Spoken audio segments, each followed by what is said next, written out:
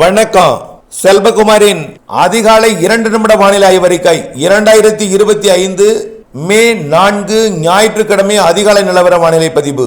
அதிகாரப்பூர்வ வானிலை அறிக்கைக்கு இந்திய வானிலை ஆராய்ச்சித்துறை அறிக்கையை பார்க்கவும்.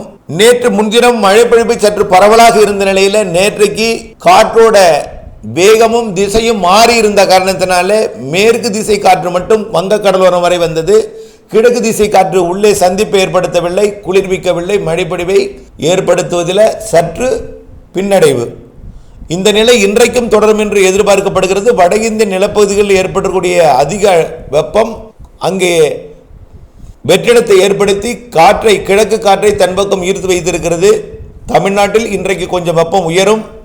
இதனால வரக்கூடிய நாட்களில் கண்டிப்பாக காற்றோட திசையில் வேகத்தில் மாறுபாடு ஏற்பட்டு தமிழ்நாட்டிலும் மழைப்பொழிவு ஏற்படுத்தும் என்பதில் மாற்றம் இல்லை. நேற்று இன்றைக்கு எதிர்பார்க்கப்பட்ட மழை நாளையிலிருந்து தொடங்க இருக்கிறது.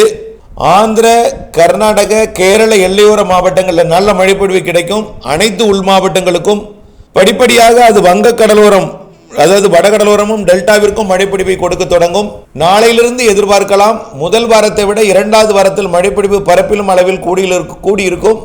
ஒதுக்கி ஒதுக்கி பெய்தாலும் பெய்த இடத்தில் பெய்யும் இடத்தில் வலுத்த மழைப்பொழிவு இருக்கும். 2வது வாரத்தின் பிற்பகுதியில் இன்னும் கொஞ்சம் வலுத்த மழைப்பொழிவு இருக்கும். எல்லாம் வெயிலுக்கு பின், புழுக்கத்திற்கு பின். அனல் வெயில் கிடையாது, புழுக்க வியர்வை வெயிலுக்கு பின் மதியம், மாலை, இரவு, நள்ளிரவு மழைப்பொழிவு இருக்கும். கடலோரத்தை பொறுத்த வரைக்கும் மதியம் ஒரு முறையும் நள்ளிரவு அதிகாலையில் ஒரு முறையும் இருக்கும். நல்ல மழைப்பொழிவு இருக்கிறது. கோடை மழை சராசரிக்கு கூடுதல் இருக்கிறது. வெயிலை பொறுத்த வரைக்கும் அனல் வெயில் இருக்காது, புழுக்க வெயில் இருக்கும். 100 டிகிரியை ஒட்டி இருக்கும். விரிவான அறிக்கையை பார்த்து பயன்பெறுக.